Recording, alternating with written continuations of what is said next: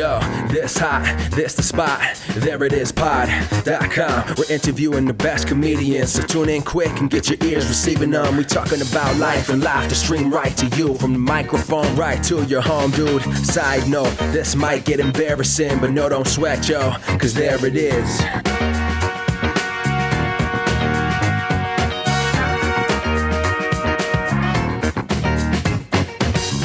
Welcome to the There It Is podcast, a comedy podcast to help you find your inspiration. I'm your host, Jason Farr. Let's do this. Thank you for joining us. We have a great guest today, improviser and actor from Veep, Lodge 49, At Home with Amy Sedaris, and more, Dave Pasquesi. This is another guest who I've wanted to have on since the very beginning. He was a dream guest, and rightly so. This is our longest interview, hence this being a longer episode than usual. I imagine many of you are listening for the first time. Welcome. Every episode is available on Apple Podcasts and Stitcher. And for you improvisers, we have a bunch of improv-focused episodes that we compiled in a post on our website, thereitispod.com. So go check those out and catch up. Lots of amazing improvisers have been on. We've had Jimmy Carrane, Will Hines, Susan Messing, so many more, including Sharna Halpern, who played a role in getting today's guest. He graciously joined us from Chicago to talk about improv theory, his career, and more. Here's my chat with Dave Pasquesi. I know from just hearing about you and reading about you that you quit your day job at one point to focus on comedy. This was in the 80s, the mid-80s, right? Yes. And so you started doing stand-up. Was the purpose to try to make a living off of stand-up and be able to focus on comedy as an art form wholeheartedly? Or was it just that you didn't like the job you were in and needed a different change of pace? I had a great job. I was buying real estate for a small group of investors, buying and managing commercial real estate pretty much by myself. They let me, and I one day at work, I thought, oh man, this is a fantastic job for someone who wants it. And that just wasn't me. I'm like, you can't get a better job of this kind of job. It was really a great job. They were really good to me. And I just never thought that entertainment was a possibility as a livelihood. I mean, right, I didn't grow up that way. That was beyond something that was possible. So I never even really considered it. But at that moment, I thought, well, I also got some great advice from a guy that I worked construction with, this Italian guy. Mm-hmm. And he asked me, and I kind of had the dream of, it was never a real thing, but like, what would you do if you could do anything?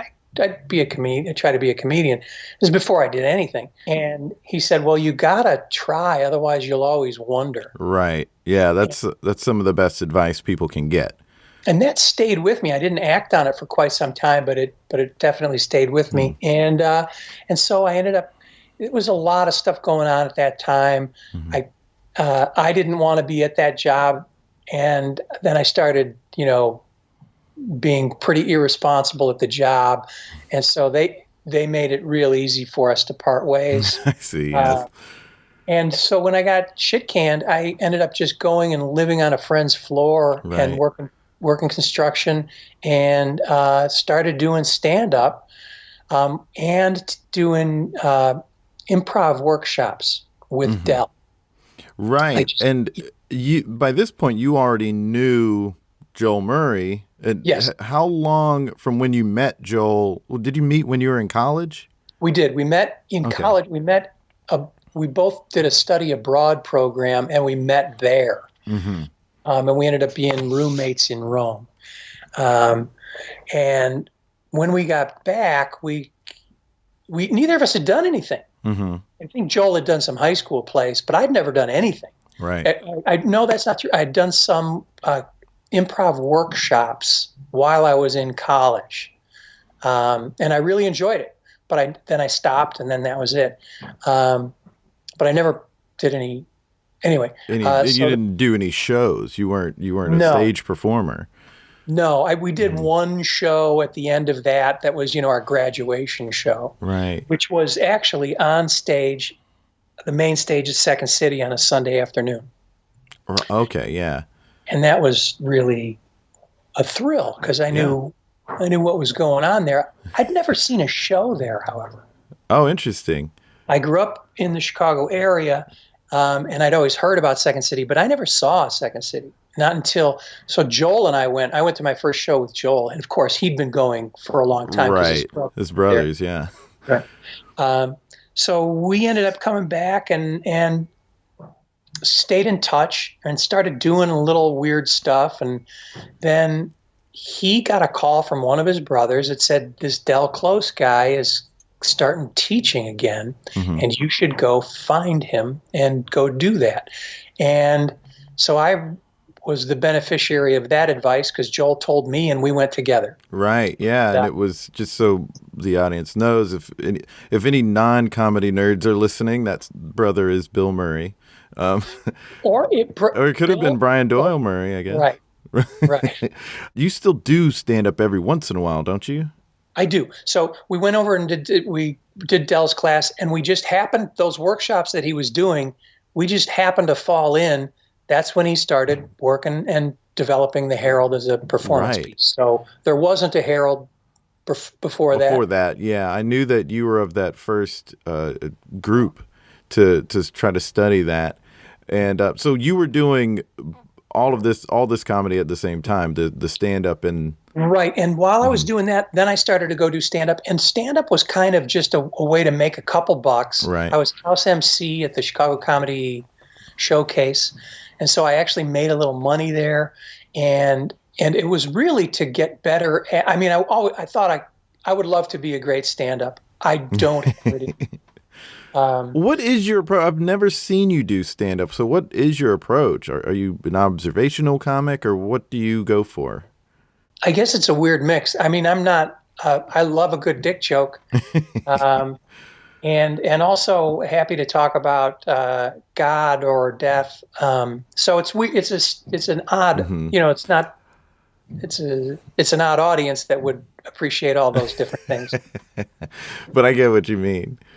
Let's talk a little bit about Del here, because we've been mentioning, you were of that first group to start learning the Herald and him trying to figure out what the Herald is.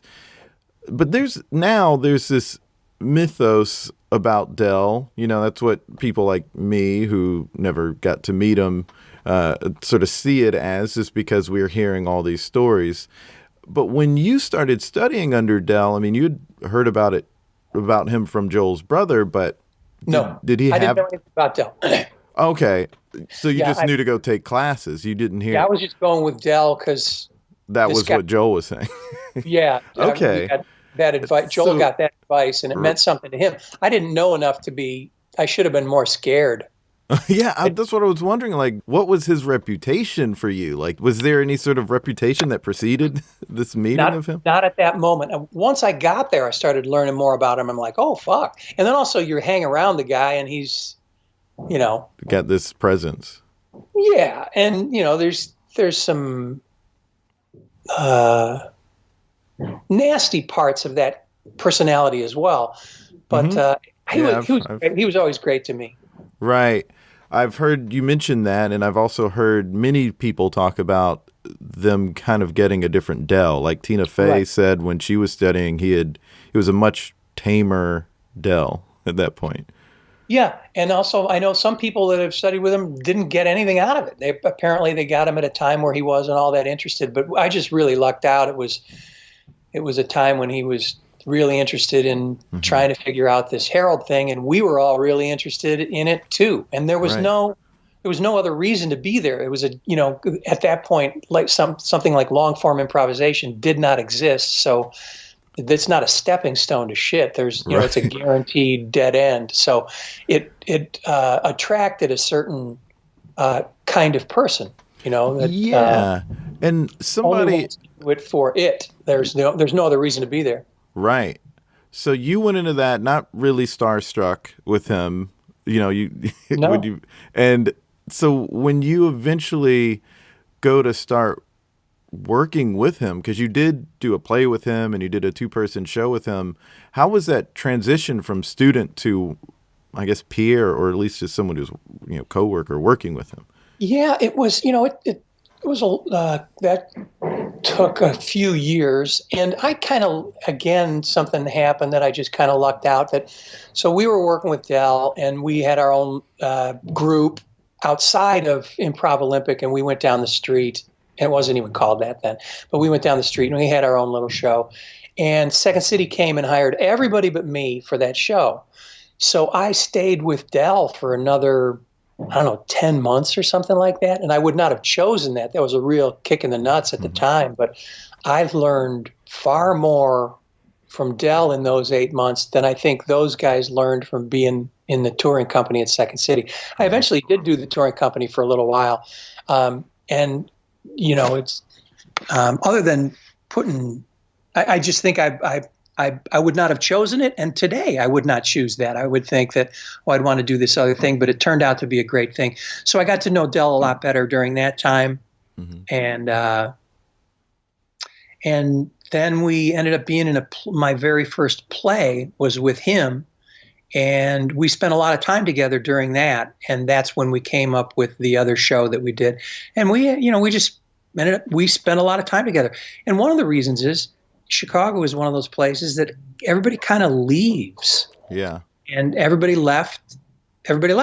So it was, they went out to LA. Yeah. Or New York. Of my gang, I was the only one left. Mm. Who were some of those people in your gang? That was Chris Barnes, Joel Murray, JJ, John Marshall Jones is his name, Mark Beltzman, Howard Johnson, who's still here in the area. Mm-hmm. He's a writer. Honor Finnegan, Becky Claus, John Judd, who's an actor here in town, not an improviser anymore. Brian Crane, Steve Burrows. And then after us, that was the first group. Mm-hmm. And Bill Russell was part of that too. Judy Nielsen. And after that first group, there was another gang that came in, and that was names that you're going to be more familiar with.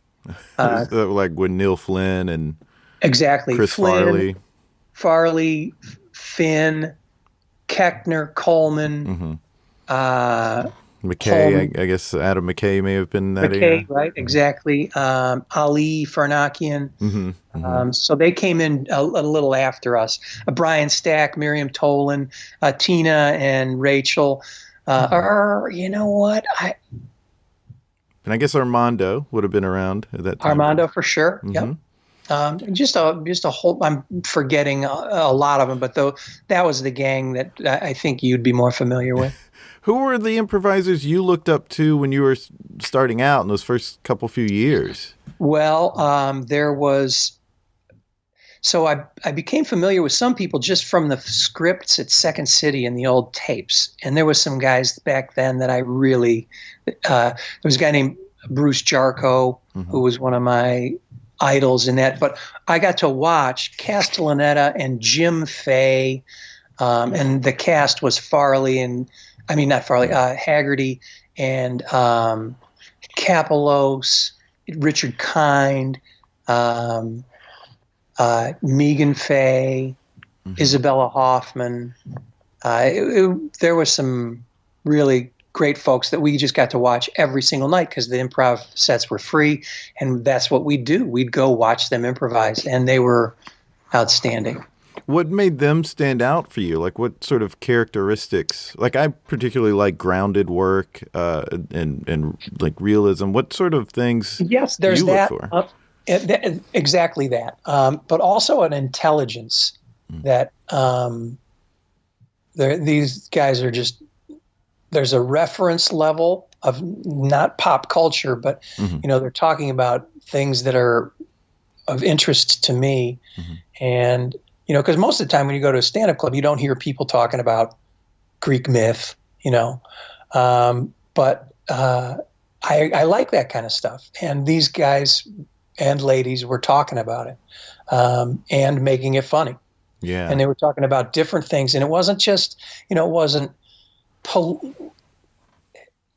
specifically political, not specific to a person, but making fun of politicians or politics, rather than just making fun of one individual, and also the social commentary. Just that's what I always liked about it. And Wow. and they were real smart. They were not ashamed of being smart. I find out once I get there that the original folks are all just so brilliant and bright. I wish I was smarter. Yeah, sure. I wish so I was. many of the people that I admire are people like that, like what you're describing. It's just like, I don't know how to be as smart as Adam McKay. Like I don't know how to do that. No. What did you struggle with early on as an improviser? Well, that was one of the reasons that I continued to do stand-up, is so I'd just be a little more comfortable on stage. Ah. So there was that, because it was all foreign to me. I'd never been on stage. So it was just getting comfortable on stage. When you were learning from Del in those early years and trying to figure out, what this Herald is even, what were the things you were focusing on as a group to sort of go further with improv? Well, it's interesting because I think, I got different things out of it than other people got out of it, or the focus what I thought was the focus isn't what other people thought was the focus, I think. Because I've been in classes that other people are teaching that I started with, and they'd say things like, well, as Del used to say, and then they'd say something. And not only did I not hear Del say that, what I understand Del to have said, he couldn't have said this, right? That's the opposite of what I understood him to be saying. So I don't know, but for me, it was always the focus of the two-person scene, and the idea that play at the top of your intelligence. The audience is way smarter than you, so you don't have to play down to them. Be genuine and honest, respond honestly, and laughs will or won't happen. You do not ever, try to make jokes. And so all that stuff is still those are the things that interest me today, and, still exploring those exact same things. Yeah. You alluded a few minutes ago to the type of people that improv attracted in that early time. That was a time when people did improv for improv. It wasn't a means to an end. And why do you think that is? Because you did know that Harold Ramis and Bill Murray went from being improvisers to SNL or SCTV and then eventually became Ghostbusters, but yet you all were still focusing on the art form. What made it that for you? Well, so they went from Second City to those other things. I don't think they did that stuff that we're talking about. This long form improvisation did not exist. So they weren't doing that. The only job in town at that time was Second City, but this wasn't, this was kind of maybe a good training ground for Second City, but they didn't care where you came from. No one on stage there had, been a student of Del's. They, when we were there, because Del wasn't doing anything. So that wasn't the road map to a better thing, right? It was, you only did it for this. It was a dead end. And so only people with no ambition were doing it. And, which was great. That's exactly where I belong. So after that though, how do you eat, right? And so those aren't the same things. And so there's all those side jobs, including for me, one of the, the side jobs is stand-up. Right. You've seen the culture change a lot over the years because you've been in Chicago. And I knew someone who, when she was living in Chicago, I guess sometime in the 90s, early to mid 90s. She took some improv classes. I don't know if it was at IO or at Second City, but she was saying how her and a friend just kind of took it because it was a thing to do, but other people in the class were sort of, very serious minded and sort of saw them as odd for not taking it more seriously and just kind of doing it as a one-off. No, yeah, people do it for different reasons. That's for sure. So you've seen the culture change a lot. I mean, of course, back then there were a lot of people who were very focused on the art form, but now, especially in New York and LA, people are looking for it to be some kind of stepping stone. And I'm curious what your thoughts are on how that has changed, maybe why it's even changed. Well, a few things. One thing is that the general population has recognized the merit in having some training in improvisation. Mm-hmm. Like, legitimate theater schools teach improv now. They never used to do that. Mm-hmm. There used to be, it was just a waste of time. And so there's the benefit of having had the experience, viewed by other potential employers. So then you get people doing it for that. So because it's got to be on their resume, which is not the same as doing it because you want to do it. Whereas before, you wouldn't put it on a resume. It didn't mean anything. Right. So there's that. It has a value outside of itself, which can be, manipulated. So there's a bunch of different reasons for people doing it. Before, it used to be people that were interested in improvisation, and then other people. Most of it was something to do. Yeah. It was like an adult continued education thing oftentimes, Right. When Sharna first started working with Del, she had something called Improv Olympics, and it was, theater games, and it was a group of plumbers mm-hmm. who versus a group of cops, and that's what it was. And it was with her and David Shepard. David Shepard believed that this, improvisation should be, it's like a communist movement, like a, theater of the people and open to everyone. So there's these other, mm-hmm. that's kind of where that part of it came from. So now it's like, you hear about people manipulating other people because they have some sort of position in improvisation. And it's comical to me that anyone in improvisation has any power at all, because my experience was it's all useless. It's all, there's no value in any of it. We're only just doing it because we can't help ourselves. That's a really great thing to hear, that we can't help ourselves. It's not this means to an end. It is what it is, and that's the good thing. Right. And there's still people doing that, I think. I think there's still people that view it that way. Not as many. I mean, it used to be 100%. Mm-hmm. And it's definitely different in a place like New York, where they're industry people, or LA especially, where they're a bunch of industry people. And so Chicago, so it didn't used to exist outside of Chicago, mm-hmm. right? Although it depends on who's listening, but some people are going to say that the Herald did exist before.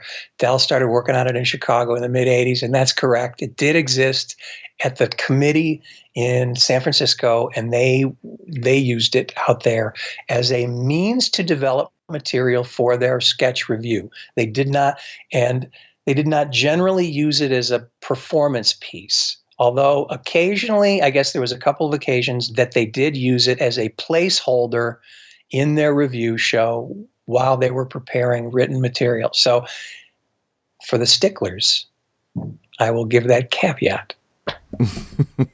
Now, when you let's go a little bit back to when you're still starting out. How did you manage going from being kind of one of the new kids coming up to new improvisers looking up to you? Like, you went from being a kid who was looking up to these other great people, and now you're the one being looked up to. How did you manage that transition? Were you even aware of that? Probably not, but I think the only way you do that is you keep doing it, mm-hmm. right? Right. Now there's people newer than you is the only thing. and they got to have somebody to look up to. Um, Well, and, like, it's got to be tough. I mean, maybe tough isn't the right word, but I mean, people will say that you're on the Mount Rushmore of improv. And I've even heard Ian Roberts, who's one of the co-founders of UCB, say that you and TJ are the two greatest improvisers in the world. So how does one stay grounded? How do you stay grounded when that sort of stuff is out there? That's nice of him to say. It's better. I guess that's better than having him say we're the two shittiest improvisers in the world. But it doesn't. That's very nice. That's very nice of him. Like he knows anything. Well, the truth is that every time you go out to do a show, people aren't thinking that.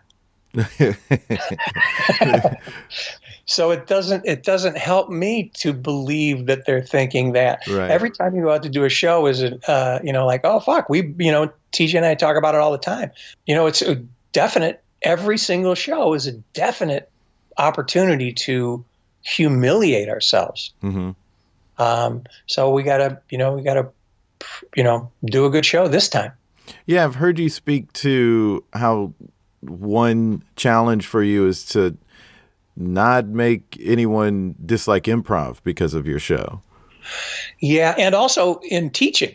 Right? Oh, wow. Yeah, but we don't want to. So there was Bernie Salins ran Second City. Mm-hmm. He founded it, and he was the artistic director for a very long time.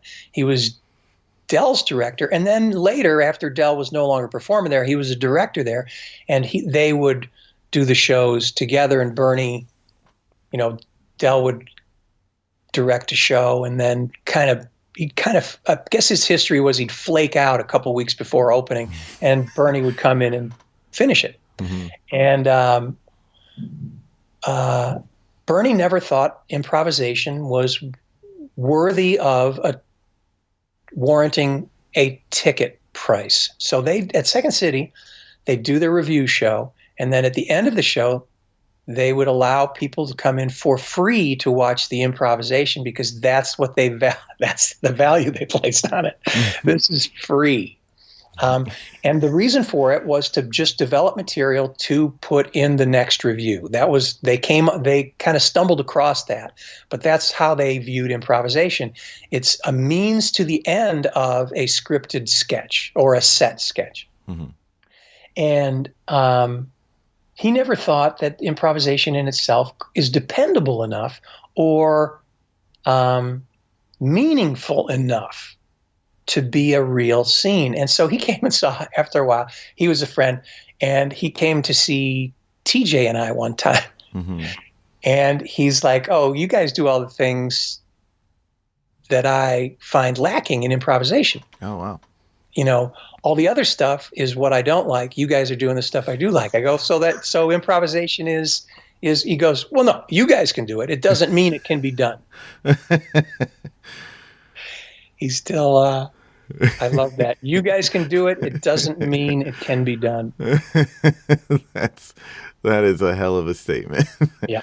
Who are some of the performers who came after you who blew you away? Well, I think that TJ's pretty good. Yeah. And also there was a group that group with Adam and Mm-hmm. I think Adam was after Adam was with Tina too, but they were great. I remember Mitch Rouse came after me, and he's like, he can do characters. There was this group called Jazz Freddy that was fantastic. Tina and Rachel, Amy Sedaris and that gang, Amy and Paul and Mitch and Colbert, they were just great as a gang. Yeah. And you got to work with them a lot because you wrote for Exit 57 and also Strangers in Candy. Yep. And then I still work with Amy and on Amy Sedaris. Right, with her show. And I saw 2 TJ and Dave shows here in New York, and the one that I saw in 2017, and I am for some reason blanking on the name of that theater that it was at. The Barrow Street? I guess it was. I saw you at the Soho Playhouse, and then I guess the Barrow Street would have been the first one that I saw. It's down on the Village of Christopher and yes. Yeah. And she was sitting in front of me. Amy Sedaris was sitting in front of me, and so I got to meet her. She's pretty great. She is great, and I have a postcard I got from her years ago sitting up in my little office here that I record in because she's a big inspiration of mine. And so it was just had been living in the city for 9 days 9 or 10 days when we saw you. So it was a very nice first couple of week activity to see you two perform for the first time and meet her. So that was nice. This work that you ended up doing with them as a sketch writer, how much sketch writing had you done before that? Because I'd always heard you talk so much about improv, but in those early days, I don't hear a lot of talk about sketch writing. So how did you parlay that? Well, at Second City, that's what you do. Right. And then I did 4 reviews at Second City, and they're, born out of improvisation. But then you work on them. They start out as an improvised scene, but then you work on them and turn them into, set sketches. Mm-hmm. And very few times do they not need work. So that was the experience from that. Yeah, okay. I'm sure they have great things to say about you. And actually, Paul was also at that show that I saw at Barrow Street. So they come out to support you, and you support them. And TJ and I talk about that these people come and they come back. Yeah, it's a real thrill for us that people that we respect tend to like this thing. It's great. Yeah, I could tell they were really into the show, and we're mentioning TJ. So let's talk a little about TJ and Dave. There have been plenty that's been written and said you all wrote a book about your approach to improv, so people can check out Improvisation at the Speed of Life to learn all about that. And but I am curious because I know you did a show in June here, but there has been talk like online, people sort of speculate about what's going on and that it's in some sort of soft retirement or something. Can you set the record straight, please, on where TJ and Dave is at now as a show? We just don't do any regular shows. We don't have, we did that. We had a regular set show in Chicago for 15 something years. And we just don't do that anymore. We were somewhat regularly going to New York, and we're not doing that anymore. We had a rehearsal the other day, and I think we're going to do some shows and coming up in March. In Chicago? Yeah. Great. That's good to hear. Yeah. Yeah, it's just you're working a lot. I mean, don't you spend a lot of your time not in Chicago? I do. Yeah. Yeah. Yeah, especially because you had Lodge 49. Lodge 49. Yeah, man, for a couple of seasons. And that was down in Atlanta. Right. Yeah, sorry, that it did not find a new life, but it's got a couple of seasons out there for people to check out. It was an AMC show. Right, and it is just yesterday. Both seasons are now available on Hulu. Oh, excellent! So people can go and binge those right now. Yeah, I enjoyed that show. Yeah, I've heard you talk about it a lot, and I can tell how much pride you take in that. And speaking of, you're doing acting work, there's something that I really want to delve into with you, because anyone I've seen perform who I thought had to have been studying acting since they were teenagers, they're just certain people that have a certain stage presence that sticks out to me. It's just a certain characteristic I can't necessarily define. But I always say, they've been acting since they were young. And you have that same quality that I can't quite define. But yet you have not been studying since you were in high school. You haven't taken any acting classes. You studied improv. Right. I studied. Yeah. Well, thank you. I studied improv, and starting, as I said, not until I was almost out of college. I went to some workshops at the Players Workshop of Second City, which is reopened. They had closed for a while, and they have just recently reopened under that name. And at the time, that was kind of the only series of classes that was available in Chicago.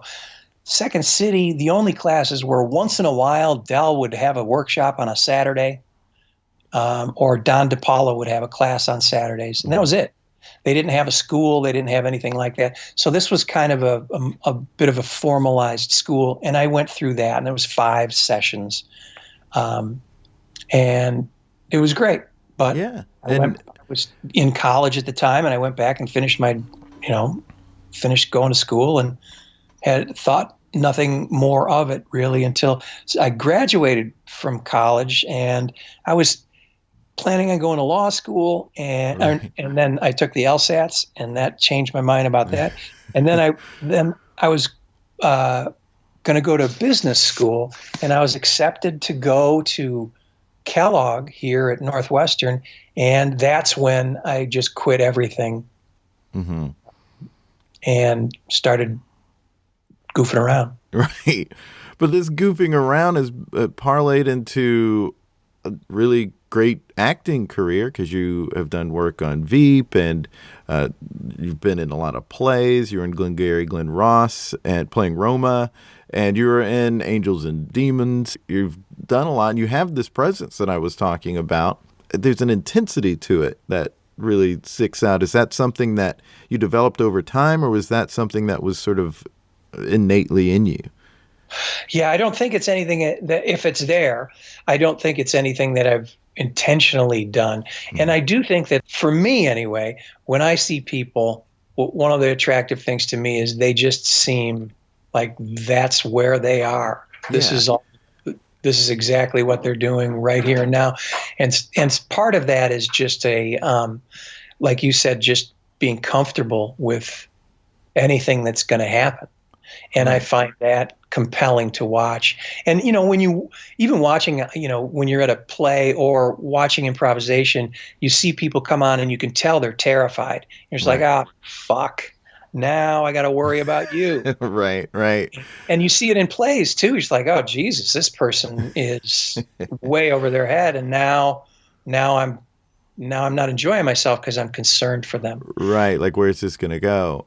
Right. Whereas the other people, it's like, oh, good, we're in good hands. I can sit back and we're all going to be well taken care of. Right. Yeah. I mean, you get immersed in it when someone's like that. And that's what happens when I see you, and TJ as well is also very good at this, where it just seems like you are real people who stepped into a world. Someone told me a story about going to see you and TJ perform, and there's a scene you did something really subtle. You were drinking from a bottle, and you put the bottle by your foot, and you were talking, and several minutes went by, like a good bit of time went by, and you were sitting there with this bottle next to you that you hadn't touched maybe in a while, and you get up and move, and you realize like your foot had to have just been where the bottle would have been, and you stopped what you were saying, stopped what you were doing, you turn around, you pick up the bottle and put it back down. Of course, for the listeners, this is an invisible bottle. You're improvising all of this. This is stage work. This is scene work that people do. That's sort of attention to detail. You have to be so immersed in that. And I'm trying to, I don't want to say crack the code, but like, how do you have such attention to detail? I think that's just, we were talking about earlier how the civilians have realized that the benefit of improvisation. And I do believe that the main benefit of improvisation, because the main skill of improvisation is just paying attention. So it's great for actors. It's great for anyone to pay closer attention to everything that's going on. And I can pay close attention, 50 minutes at a time. I don't think anyone can. Maybe they can. That would be great to be able to live, being able to pay that close attention to every single thing that's going on. It's not easy, but I think another one of the things that you mentioned, this being comfortable. I think all the people that I see who have that have just logged hours. Right. And I just think that, you work at Second City, you do 8 shows a week. You're logging a lot of stage time. And I think there's no better teacher than that, being in front of people who are paying. Mm-hmm. It's not the same as being in class. Being in front of people who are paying is strangers. It's a different thing. They're not going to let you off the hook. Whereas, people in class are going to be kind to you. Right. No, they paid. They expect, and in our day, they'd let you know. Right. They didn't care for it. Yeah. There's at least, even if they're not saying anything, you just feel the room when it's not going well. Yeah. Yeah, I want to myself, and I'm actively trying to be more present and a more confident improviser. And I know, like you were saying, paying attention is very crucial, active listening. I also assume being vulnerable is pretty important to that. Would you agree with that? Yeah, I think that's, listening to or paying attention to those things too, right? Those things inside of you. So I have to pay attention to that too. Oh, that made me, that hurt a little bit. Now I have to, first of all, I have to notice that this situation just kind of hurt me. Right. So I have to be aware of that. But then I'm like, okay, am I going to pretend that didn't happen? Right. Like I would normally do in my real life, because I don't want you to see that. Or am I going to find out, let's find out. Right. Yeah, that takes a certain bravery. That's a bravery test. It does, but it's after a while, it doesn't take bravery, because you've done it a few times and you survived. So, the fear was, as, Del talks about, follow the fear. It doesn't mean I shouldn't be afraid. Fear is a requirement to follow the fear. So I have to notice these fears and then, head towards them. You mentioned, and I've heard you mention it before, and I've heard a lot of other people mention that stage time is the best teacher. And what should people be looking for when they are performing on stage so that they can get better, on top of what we've already been saying? Because some of that, just sort of noticing how we felt, that's some of it. But what are some of the other things that a performer should be looking for when they are on stage? Well, you mentioned in order to get better. That's a huge thing by itself. That's totally subjective. To get better at what? If they want to get better at getting laughs, that's one thing. Okay. I don't consider that necessarily getting better as an improviser. Right. And I think you also kind of have to be with like-minded people who are interested in pursuing or heading towards the same kind of thing. You can't be, not that there's anything wrong with any of these pursuits, but if someone's interested in just getting laughs, and someone else is interested in doing, super grounded character work, neither of those people are going to be able to provide what the other person needs. Right. There's going to be a disconnect. Right. And so one person's going to be frustrated. Right. Let's try these things together, because we have to be together. I can't do it alone. Right. So I need to find a group of people that are also interested in pursuing these same kinds of things. Interesting. Yeah, I think that's really great advice. And also, don't necessarily pay attention to what the audience thinks you should be doing, because they might not be there for the same reasons. Sometimes you go to shows and the audience just is laughing at everything because they want to be heard. It's not that you did anything funny. They just want, it's like, I shouldn't, you've been to shows like that where people are being really loud and like, oh yeah, Like they made noise just so that everyone in the room knows that they're in on whatever the fuck, Right. It's, Yeah. I guess I've heard people also talk about that in like stand-ups, or I think Seth Meyers was talking about not wanting clapter, where people are just sort of clapping to sort of acknowledge that they agree. right. And it's no fun, Well, and that's another thing, the distinction between stand-up and improvisation. Yeah. Stand-up, the goal is to make that group of people laugh. Mm-hmm. That's the job. Mm-hmm. But with improvisation, or some kinds of it, it's not necessarily, it isn't the job. That's not the job. Right. And, that leads us into something else that I think people talk about in maybe, I think, in a reductive way, where they will say like, oh, yeah, so ASCAT at UCB is fast improv and TJ and Dave is slow improv. And it's like, well, I really sincerely doubt TJ and Dave are thinking slowly and moving slowly. And they're like, I just would imagine that's a reductive way to describe you all. I mean, it is grounded work, and you're not going for the laugh like certain other forms of improv. But at certain points, it moves pretty quickly. That's why we named that book that. Improv. Yeah, that I was actually just about to say it's the perfect name. Not artificially fast nor slow. Right. And, ASCAT is, those fuckers are really good and really funny, a lot of them. Yeah.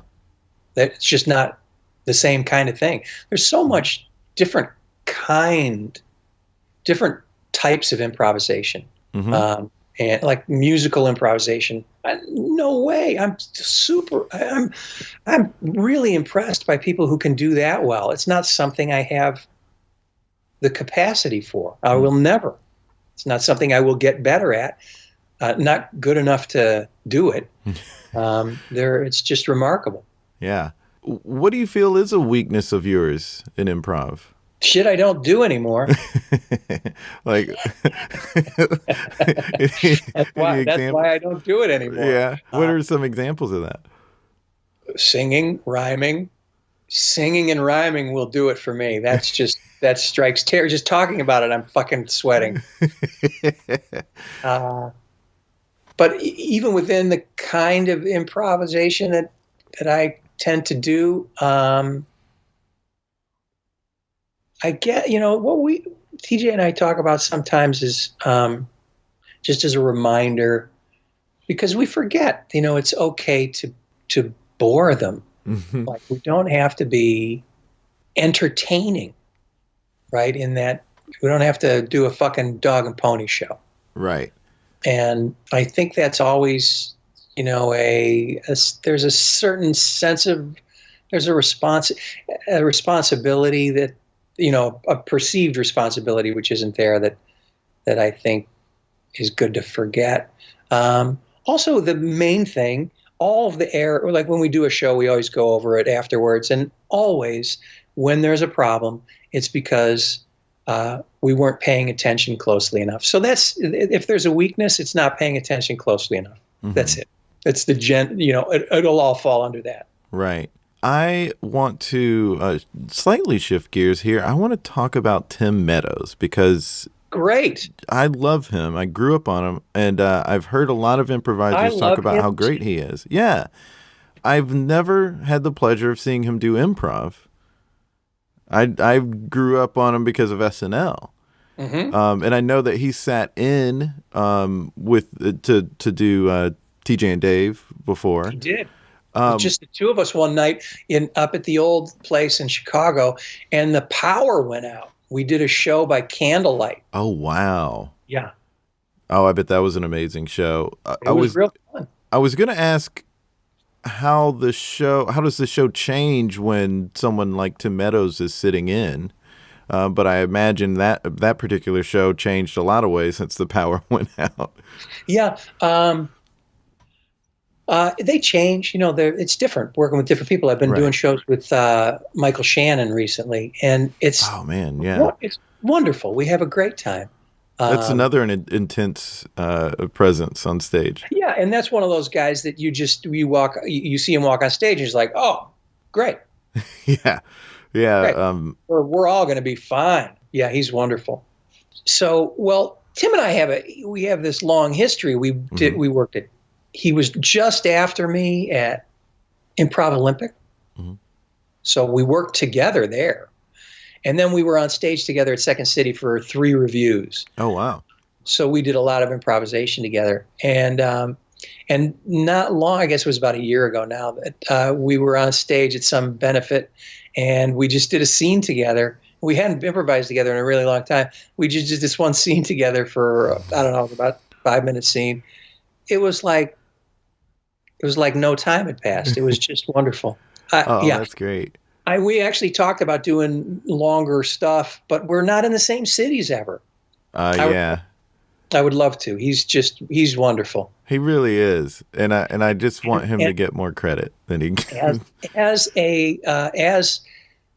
his ease and with improvisation is just all so it just looks easy. Being near him is easy. It's he makes it real nice. Oh gosh, I've got to find a way to see you two do improv. Great. I would like that too. Yeah. Who else has sat in? I imagine Joel. Joel and I have done a show. Yes. We did a show out. We did a show that was basically the same kind of thing. It wasn't actually a TJ and Dave show, but we had a ball. So Joel and I have this long history, and right. We have a weird way of communicating on stage that doesn't kind of make sense, to a lot of people, as do TJ and I. But Joel and I had this history, so there was some reason for it. TJ and I, there's no reason for it. Right.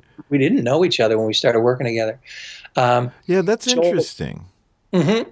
That's a very unique, and I guess you feel really lucky to have that, to have these 3 people at least, I'm sure there are more, but people you have this history with, and it feels like you've known them forever, and you have the variety of someone you didn't know, but you still have that same sort of kinship with. Yeah, it was odd from the very beginning. Like, this is unusual. We both kind of noticed it. Oh gosh. Yeah, that's great. And you two, you and TJ did have a spell running the Mission Theater. Yes. And how long were you two running? Was it 1 year? 1 year. We'd put up 2 sketch reviews, mm-hmm. and we did, a ridiculous business model, which is no classes, no bar, and pay our actors. Mm-hmm. And that didn't work. We had a fantastic cast for mm-hmm. our 2 sketch reviews, and we also had a house team that improvised, and they were excellent as well. And Jamie Swice would come in and do songs and tell stories. We're really proud of all the material that went up there. Mm-hmm. We just had a hard time getting people in the seats.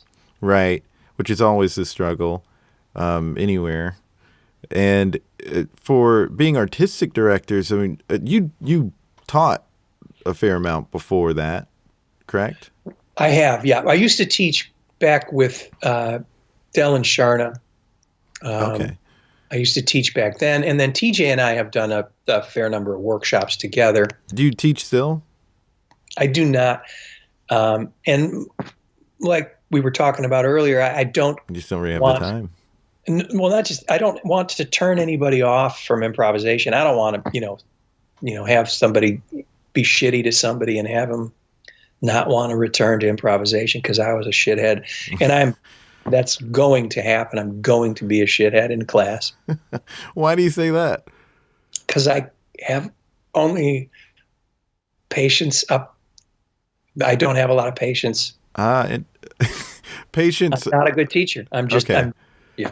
That sort of reminds me of why Michael Jordan has said he won't ever coach, is because he doesn't have the patience. So you're like Michael Jordan. You are the 2 Michael Jordans of Chicago. So many ways. I cut my thumb. But back to the Mission Theater, I brought up the teaching because I was wondering how you leaned on your time as a teacher and your artistic direction. Like, did you utilize any of the same skills there for that? Well, no, because the notion of artistic director for us was just directing the sketch shows. I see. Anything else that came in, we left alone. Okay. But the two sketch shows we co-directed, and I say TJ did more than I on that end of it. But we had fantastic improvisers. We hired, the people who showed up, just the people who showed up at the auditions we had our pick of so many great improvisers. And Chicago's full of great improvisers. Yeah. So they're not allowed to, there's not a lot of opportunities for them to do this kind of stuff, which is kind of weird, just organic improvisation. And then these scenes that came out of it, we'd improvise for a couple days and then go back over and see what are any of these scenes, we like any of those scenes, and some of them would get built on and they'd be decided on by also people that weren't in them.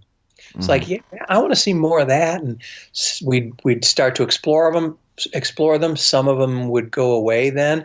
And the ones that we ended up with were stuff that people were interested in doing and we all enjoyed. And so then we were pretty confident that then the audience would enjoy them also. And so we would just work on them as little scenes by themselves. And then the artistic director part is organizing. That's just the director part.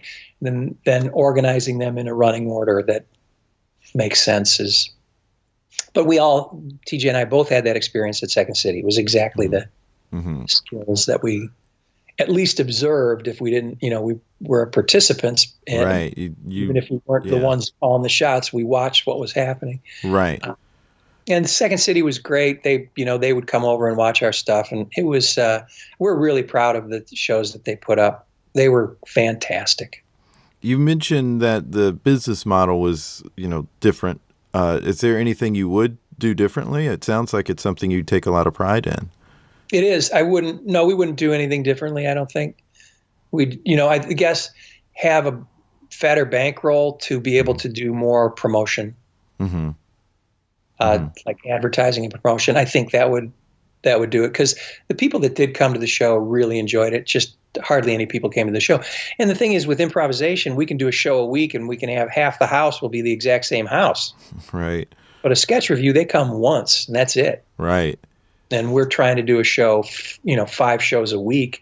That's a lot of people. You need 1,000 people every week to come see your show, and can't do it. Yeah, it's definitely the challenge. I'm sure a lot of theater owners are who are listening to this that's got to be what's resonating with them. Yeah, I know. Then the improv theater model is exactly upside down from that.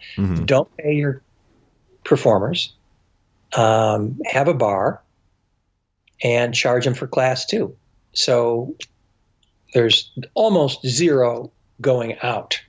It's I've heard people say that's how they keep their theater open, is with the school and the bar. Yep, that's it. Right. Yeah.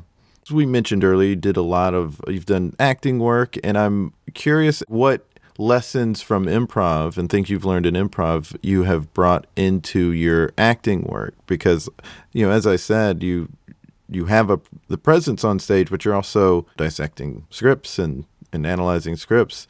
What sort of things did you utilize from your improv studies for your acting career? Well, I think it's just that, so with improvisation, you're on the fly determining, okay, what do I know? How much do I know? Right. What can I know? What can I know right now? What can I know right now? Who am I to that person? What can I know right now? And but you have to do it on the fly. Whereas with scripted material, it's the same thing.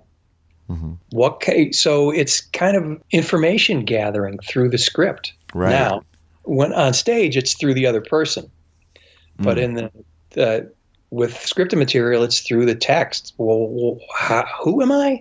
Well, this person said this that's their reaction about me in a scene that I'm not in. Okay, so I guess that happened. Then I have to, and with improvisation, how can I behave honestly in this moment, given everything we know up until now? And so I can't be inconsistent with anything that's already been established. And it's the same thing with scripted stuff. I can't be inconsistent with anything that's been established.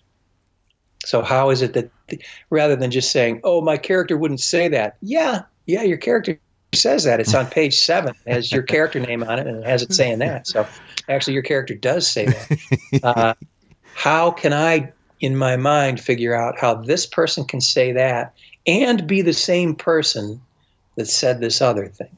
So that's such great advice. It's really eye-opening, and I appreciate you sharing it. One thing I've heard you talk about is, and people talk about with you, is that you tend to play in shows or movies, you tend to play characters who are jerks, and you have even asked to play this sort of jerky characters, or at least one. I can't remember the exact piece it was. It was something you'd worked on with a friend, and you'd read the script and he wanted you for a different part, but you wanted to play this sort of jerk character because they're more fun. I've heard a lot of people say that playing like the bad guy or playing jerks is more fun. But the thing that I've always heard about you as a person is that you're a good guy, you're real nice. So what is the... First of all, the people you've heard that from, you should not believe. Oh, well, you have shown a lot of, I think, respectfulness in such a way that I think it has to be coming from a principled person. But, you do keep saying things like you don't have patience and you would definitely be a jerk to students or something, so I don't know, you also tell me not to believe those people, but you've been nice to me. Well, why do you like playing the jerks? Is it simply because they are just a lot of times more fun? And what is more fun about playing them? I don't even know that it's more fun. It's I often get hired to play shitty people, and I'm fine with that. I don't know. I like it. I like playing nice people too. Oh, good. Like I don't know that I like play. I guess it's just people that I identify with, and I certainly identify with shitheads. I also identify with like this guy on Lodge 49. Blaze is just this idealist. He couldn't have been sweeter. Mm-hmm. I don't know. I'll play anything. I got to tell you. Yeah. What do you have coming up? Do you have any acting roles coming up that you're allowed to mention? I'm not allowed to mention them because they don't exist. Yeah, Veep just ended, so your role in that is, unless they do a spinoff of just your character. Yep. Well, we have now reached the end of the episode. Now it's time to create something together. And we have talked about a few different things that could lead to what we create together. I think, obviously, doing an improv scene is good. But one thing that I would really like to learn from you is sort of the thought process you take in improv scenes, like when it starts and during it and when it is reaching the end of the scene. What is going through your mind? Is that something that we could talk through? Is there another idea that came to you that you think would be more fun to do? No, that's fine. But the one thing is I'm not as it's been a while since I've just done an improv scene. Mm-hmm. We do these right because you're doing almost hour-long shows. Right. When you do improv. So I don't know that although I don't know that it's that, I'm thinking about it now, I'm just thinking out loud, is I don't know that it's a lot different, my approach, because with, say, in a Herald or something, you're just continuing on until someone else ends it. Right. So the approach, I think, should be about the same. And the approach is really boring. Respond honestly in this moment, given everything that we know up until this point. Right. And you have your show with TJ. One of the things I think amazes people so much is it doesn't take a suggestion, and yet it already feels so lived in at the beginning. And it's because you are picking up on each other's vibe. Right. And simply by paying attention, right. Not manufacturing that. Like, I guess there's the one notion, oh, what could I make this, is one approach. The other, another approach is, what is this already? And you can find out what this is already just by looking around, picking up all the cues. Hi, someone who's looking at me in that way tells me who I am to them. Right. Right there, they don't seem frightened by me at all. So they seem like they're in charge. They think they're in charge. Okay, it seems like I'm in trouble. Okay, and we don't have to know more than that. We don't have to label it, principal student. We don't have to, because maybe it's parent child, or maybe it's child parent. The parent is in trouble for some reason. I don't know. So we don't know any of that stuff, because those things don't matter. The labels don't matter, but the relationship is all that matters, I think. So I think the approach is to constantly be trying to determine, what is this? Who am I to them? And what is this thing that I'm in right now? Yeah, I think, one thing that people maybe get wrong when they hear what you're saying is they'll, like, if I'm in a class or some workshop and someone gets a side note of, like, who are you to each other? What's your relationship? They seem to jump right into just saying, like, well, brother, you're my brother. They just, like, it's something that ends up being so unrealistic. Don't you usually and that's how talk to your brother like that? That's exactly how I call him, and I say, hey, brother, it's your brother. No, you're my brother. And it's something, I think the thing that the person giving the note is trying to say is what you're saying, which is it's not the label so much as what is the dynamic between the two. Right. And be more true to that. Yeah, it isn't the label. And then there's that confusion that the label gives us any information. Oh, it doesn't give us any information. No, it doesn't. Not that we need, No. It gives us some facts, and I think facts are the enemy of improvisation. Right. So if you were coaching me and I step out into a scene that someone else has initiated, already begun, your advice, if you could sort of speak in my ear, in my head, and say, like, hey, here's what to do, it would be to pick up on how that person is with me, just how they're looking at me, how it feels. Yes. And right. And one of the things I think that's overlooked easily is there's a clue in what you just said. Mm-hmm. They have to be looking at you. And there's no scene. This isn't a play. So you can't have people gazing out and looking off, because that's unhelpful to everyone. Right. I need everything from you. You have all the information about me. So the notion that the other person is the most important person in the world is not altruistic. It's self-preservation.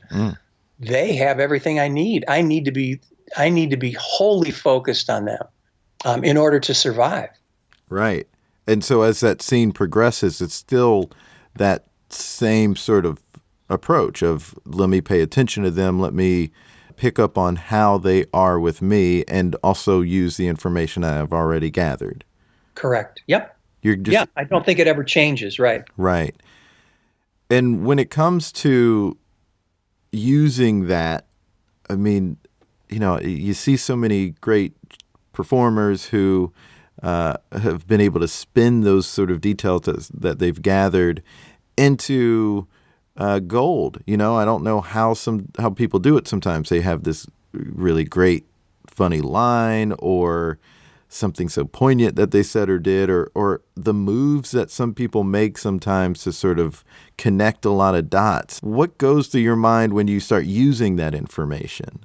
Is it just being definitive and saying like, well, I feel like I'm this person's parent and they're upset with me, and so you just define and then that? you just, I don't have any reason to believe that's not true. You've done nothing to lead me to believe that it's not true that I'm the parent, or however it works. And so I'll just go ahead and, yes, I'm right. Mm-hmm. So, because otherwise there's a lot of dancing around. Am I the parent? Are you the parent? Let's send out these little bits of information to see if that's right. And then you'll respond by saying, oh, I hadn't thought of that, but yeah, okay, let's say that that's right. And no one behaves that way. Right. I never walk into a living room and go, I wonder if this is the living room. Is this our living room? You just walk into it like it's a fucking living room. It doesn't matter. Right. And so I think there's part of that. There's a certain, yes, I'm right. I don't have to wonder if I'm right. There's no, yeah, and if I'm right about I may not be right about you're my little sister of 13 years. You're 13 years old. I may be wrong about that, but I'm not wrong about, oh, I have a certain responsibility towards you and a kinship towards you, and you seem to be my ward. Right. There's nothing wrong about that. I gotta not worry about the specifics. So trying to label things brother, that's not helpful. Not only is it's harmful, because it keeps me away from the things that really I should be worried about, which aren't facts. Right. One thing that I want to say about the preparation for that is to be able to walk out, I have to be pretty empty.